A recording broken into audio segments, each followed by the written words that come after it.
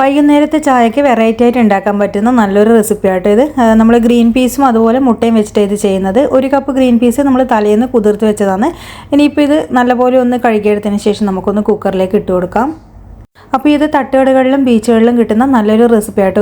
കോഴിക്കോടൻ ബീച്ചുകളിലൊക്കെ കാണുന്ന green peas egg masala എന്നാട്ടോ ഇതിന് പറയുന്നത്. അപ്പോൾ നമ്മൾ ഈ ഒരു ഗ്രീൻ പീസിലേക്ക് ആവശ്യത്തിനുള്ള വെള്ളവും അതുപോലെ ഉപ്പും ചേർത്ത് കൊടുക്കുന്നുണ്ട്.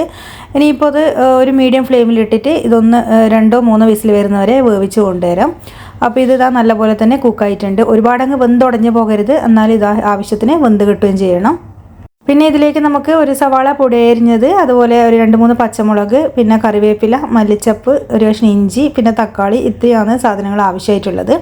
ഇനിയിപ്പോൾ നമ്മൾ ആ ഒരു ഗ്രീൻ പീസിൻ്റെ അതിലുണ്ടായ ബാക്കിയുള്ള വെള്ളമൊക്കെ ഒന്ന് വറ്റിച്ചെടുത്തിട്ടുണ്ട്, അത് കളയുന്നില്ല. അപ്പോൾ ഇനി നമുക്കതൊന്ന് സൈഡിലേക്ക് മാറ്റി വെച്ചിട്ട് ഇനി ഇത് കുക്ക് ചെയ്യാൻ തുടങ്ങാം.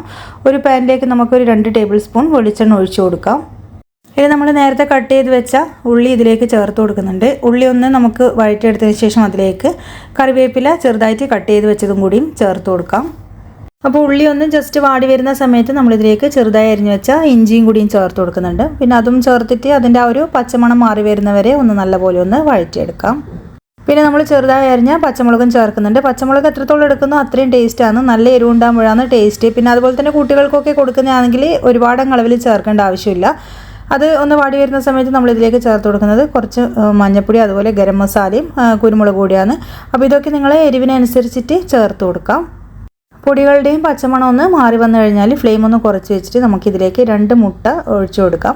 അപ്പോൾ മുട്ട ഇനി നല്ലപോലെ ഇതൊന്ന് ചിക്കി എടുക്കണം. അപ്പോൾ മുട്ട ഒരുപാട് അളവിൽ എടുക്കേണ്ട ആവശ്യമില്ല. നമ്മൾ 1 കപ്പ് ഗ്രീൻ പീസിന് ഇത്രയും മതിയാകും. മുട്ട നമ്മൾ അതിലേക്ക് ഒഴിച്ചതിന് ശേഷം ഗ്രീൻ പീസ് ഇട്ട് കൊടുത്തിട്ട് നല്ലപോലെ ഒന്ന് യോജിപ്പിച്ചെടുക്കുന്നുണ്ട്. അപ്പോൾ ഗ്രീൻ പീസും മുട്ടയും കൂടി നല്ലപോലെ ഒന്ന് യോജിച്ച് കിട്ടണം. ആദ്യം നമ്മൾ മുട്ട വറുത്തിട്ടല്ല ഗ്രീൻ പീസ് ഇട്ട് കൊടുക്കുന്നത്. രണ്ടും ഒരുമിച്ച് ഇട്ട് കൊടുത്തു കഴിഞ്ഞാൽ രണ്ടും ഒന്ന് മിക്സായിട്ട് കിട്ടുള്ളൂ. അത് മിക്സ് ആയതിനു ശേഷം നമ്മളിതിലേക്ക് ലാസ്റ്റ് മല്ലിച്ചപ്പും പിന്നെ നേരത്തെ കട്ട് ചെയ്ത് വെച്ച തക്കാളിയും ചേർത്ത് കൊടുക്കുന്നുണ്ട്.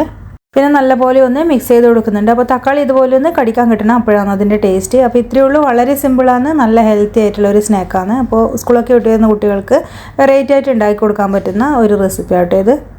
അപ്പോൾ എത്ര കഴിച്ചാലും മതിയാകാത്ത തരത്തിലുള്ള നമ്മളെ ഗ്രീൻ പീസ് എഗ് മസാല ഇവിടെ റെഡി ആയിട്ടുണ്ട്. അപ്പോൾ തീർച്ചയായിട്ടും ഒന്ന് ഉണ്ടാക്കി കൊടുത്ത് നോക്കുക. എല്ലാവർക്കും ഒരുപോലെ ഇഷ്ടമാകുന്ന റെസിപ്പിയാണ്. അപ്പോൾ വീഡിയോ ഇഷ്ടമായാൽ ട്രൈ ചെയ്ത് നോക്കാനും നിങ്ങൾ ലൈക്കും കമൻറ്റും സബ്സ്ക്രൈബും ഒന്നും ചെയ്യാനും മറക്കരുത്.